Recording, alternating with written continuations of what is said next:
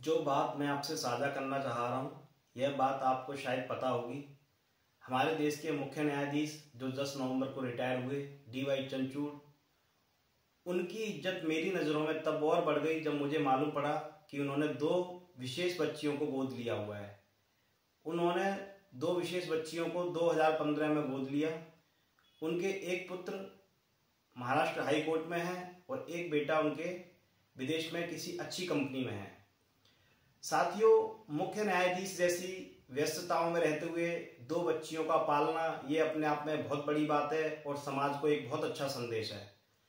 और मैं उस मातृ शक्ति को प्रणाम करता हूँ, सत सत नमन करता हूँ जिन्होंने उन दोनों बच्चियों को माँ जैसा प्यार दिया।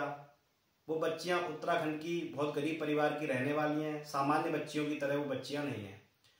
और ईश्वर ने उन बच्चियों की किस्मत में ऐसा लिखा था कि वो बच्चियाँ मानसिक तौर से सामान्य बच्चों की तरह नहीं रही, लेकिन भगवान ने फिर आगे उनके लिए मुख्य न्यायाधीश की बेटी बनकर उनका रहना, उनका पालन, उनको सुख सुविधाएं ऐसा उनको मिलना। और जहां वो बच्चियां पैदा हुई उस परिवार में उनको खाने के भी लाले थे।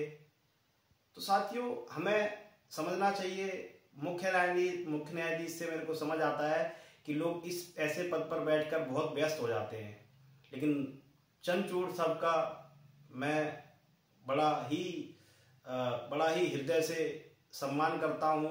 और जब मुझे मालूम पड़ा कि वो इस कार्य को कर रहे हैं, साथियों, समाज के लिए यह एक बहुत बड़ा संदेश है और सीख है कि हम व्यस्तताओं में रह के भी सामाजिक कार्यों में संलिप्त रह सकते हैं और हमें रहना भी चाहिए, क्योंकि ये समाज हम सबका है।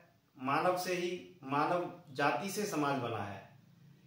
साथियों, यही बात मैंने आपको बतानी थी। धन्यवाद। बस बंद कर।